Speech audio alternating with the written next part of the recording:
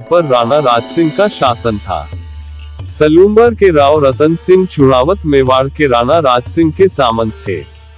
राणा राज सिंह ने राव रतन सिंह को दिल्ली से औरंगजेब की सहायता के लिए आ रही सेना की टुकड़ी को रोकने के लिए फरमान भेजा, जबकि हाड़ी रानी के विवाह को महज 7 ही दिन हुए थे। हाथों की मेहंदी भी छूटी नहीं थी और न ही पैरों का आलता, और युद्ध पर जाने का फरमान मिल गया। उन्हें थोड़ी हिचकिचाहट हुई, लेकिन राजपूतों की शान को देखते हुए उन्होंने युद्ध में जाने का निर्णय लिया। राव रतन सिंह सुबह के समय गहरी नींद में सो रहे थे। रानी सज धज कर अपने पति को जगाने आई, लेकिन तभी दरबान शार्दुल आ गया। दरबान शार्दुल राव रतन सिंह का घनिष्ठ मित्र था। हाड़ी रानी ने अपने पति से कहा, राणा राज सिंह का दूत काफी देर से खड़ा है, वह आपसे मिलना चाहते हैं। दूत आपके लिए कोई आवश्यक पत्र लाया है। दूत के अचानक सुबह सुबह आने से राव रतन सिंह हक्का बक्का रह गया। वह सोचने लगे कि अवश्य कोई विशेष बात या आपात की घड़ी होगी, वरना राणा को पता है कि अभी मेरी शादी को 1 सप्ताह ही हुआ है। उसने हाड़ी रानी को दूत को कक्ष में बिठाने के लिए कहा। रतन सिंह ने अपने मित्र शार्दुल से पूछा, ऐसी क्या आफत आ पड़ी थी? 2 दिन तो चैन की बंसी बजा लेने देते। लेकिन शार्दुल बड़ा गंभीर दिख रहा था, वह सामान्य दिन की तरह व्यवहार नहीं कर रहा था। शार्दुल ने सरदार से कहा, दोस्त, ये हंसने का समय नहीं है, सच में बहुत बड़ा संकट आ पड़ा है। मैं राणा का ये खत आपके लिए लेकर आया हूँ, जिसे आपको देने के बाद मुझे भी तुरंत वापस लौटना है। इतना कहकर वह शांत बैठ गया। अपने मित्र को व्याकुल देखकर रतन सिंह भी आश्चर्यचकित रह गया, लेकिन दूत शार्दुल भी असमंजस में थे कि वह राणा का खत मित्र को दे या नहीं। राणा का सीधा आदेश था कि राव रतन सिंह तुरंत युद्ध के लिए प्रस्थान करे। मातृभूमि की रक्षा के लिए उनके योगदान की जरूरत है। लेकिन हाड़ा के पैरों के नाखूनों में लगे महावर की लाली के निशान अभी भी वैसे के वैसे ही उभरे हुए थे। नव विवाहित हाड़ी रानी के हाथों की मेहंदी भी तो ज्यों की त्यों ही थी। न ही पति पत्नी ने एक दूसरे को ठीक से देखा पहचाना होगा। इतने जल्दी उनका बिछुड़ना दुखदायी होगा, ऐसा सोचते सोचते शार्दुल की आंखें भर आई। युद्ध में कुछ भी हो सकता है। एक राजपूत मृत्यु को खिलौना ही समझता है। एक राजपूत युद्ध के मैदान में मृत्यु से सौदा करने ही जाता है।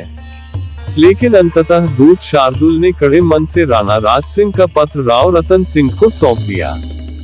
वीरवर, तुम अभी अभी गृहस्थ जीवन में प्रवेश किया है।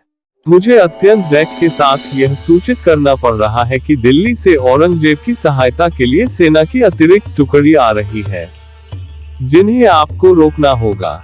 मैं इस समय औरंगजेब को घेरा हुआ हूँ, अतः तुम अविलंब अपनी सैन्य टुकड़ी को लेकर औरंगजेब की सेना को रोको। तुम्हें सहायता के लिए आ रही सेना को उलझाकर आगे बढ़ने से रोकना है। तब तक मैं पूरा काम निपट लेता हूँ। चूंकि यह कार्य बड़ा खतरनाक है, इसमें अपने प्राणों की आहुति भी देनी पड़ सकती है, लेकिन मुझे तुम पर विश्वास है कि तुम इस कार्य को बड़ी कुशलता से कर सकते हो। राव रतन सिंह के लिए ये समय किसी चुनौती से कम नहीं था। एक ओर मुगलों की विशाल सेना और उन सब के सामने उसकी सैनिक टुकड़ी बिल्कुल कम थी।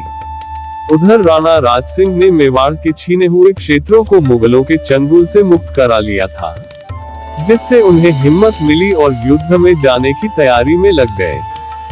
राव रतन सिंह का हाड़ी रानी से विदा लेना। केसरिया बाना पहने युद्ध वेश में सजे पति को देखकर हाड़ी रानी चौंक पड़ी। हाड़ी रानी ने कहा कि आप युद्ध पोशाक में कहाँ जा रहे हैं? आपने तो कहा था कि 5-6 महीनों के लिए युद्ध से फुर्सत मिली है और अब मैं आराम करूंगा। फिर अचानक युद्ध में कैसे? सरदार ने अपनी पत्नी को समझते हुए कहा कि पति के शौर्य और पराक्रम को परखने के लिए ही तो क्षत्रानियां इसी दिन की प्रतीक्षा करती है। आज वह शुभ दिन आ गया है। मुझे देश के शत्रुओं से दो हाथ करने के लिए अविलंब युद्ध के लिए प्रस्थान करना है। सरदार ने मुस्कुराकर पत्नी से कहा कि आप हंसते हंसते विदा करो। पता नहीं इस दिन के बाद हम मिले या नहीं। सरदार का मन व्याकुल था। यदि मैं सचमुच ही न लौटा तो मेरी इस अर्धांगिनी का क्या होगा। एक ओर देश प्रेम था तो दूसरी ओर पत्नी का मोह। राव रतन सिंह ने राणा राज सिंह के पत्र की सारी बात अपनी पत्नी को बताई। युद्ध के लिए विदाई मांगते समय पति का गला भर आया है। सरदार ने अपने व्याकुलित मन को छिपाने की कोशिश की, लेकिन हाड़ी रानी की आंखों से छिपा न रह सका।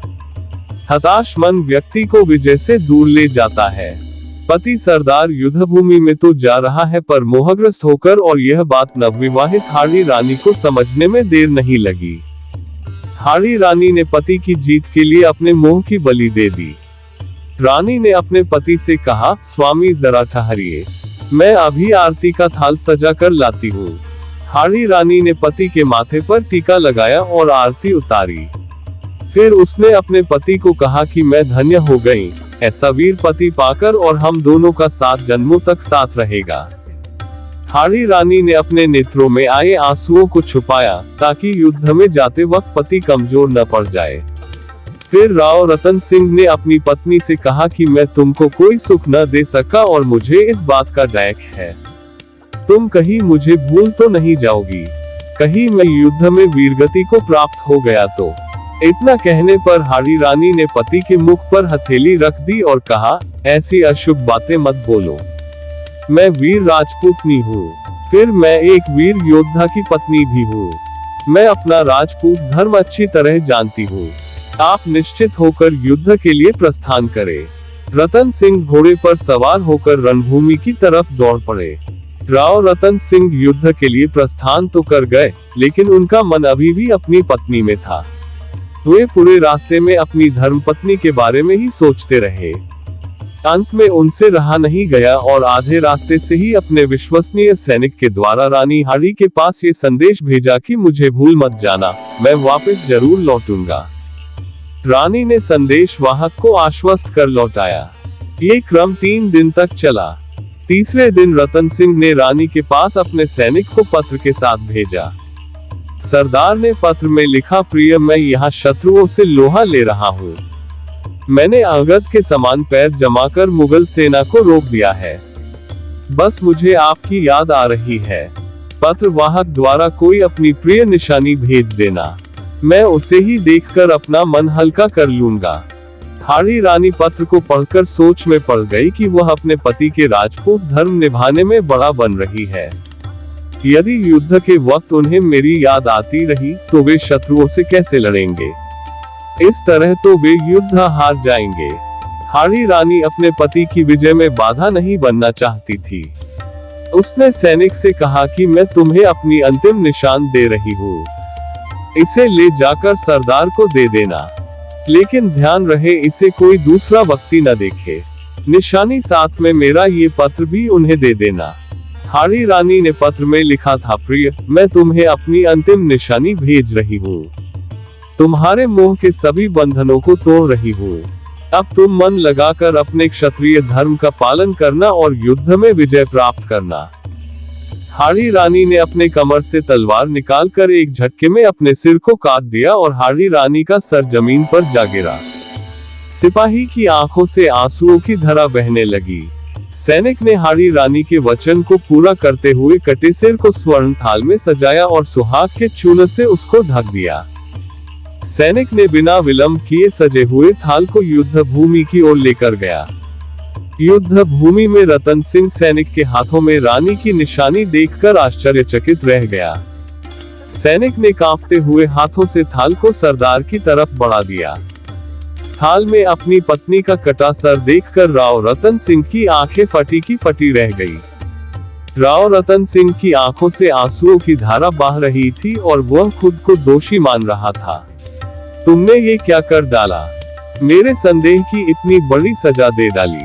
अपने हाथों में अपनी पत्नी का कटा सर देखकर सरदार के मोह के सारे बंधन टूट चुके थे। हाड़ी रानी का इतिहास। इसके बाद राव रतन सिंह ने अपने क्षत्रिय धर्म की पालना करते हुए युद्ध भूमि में अपना अप्रतिम शौर्य दिखाया था। सरदार अपनी अंतिम श्वास तक युद्ध लड़ता रहा। सरदार ने औरंगजेब की सहायता के लिए आ रही मुगल सेना को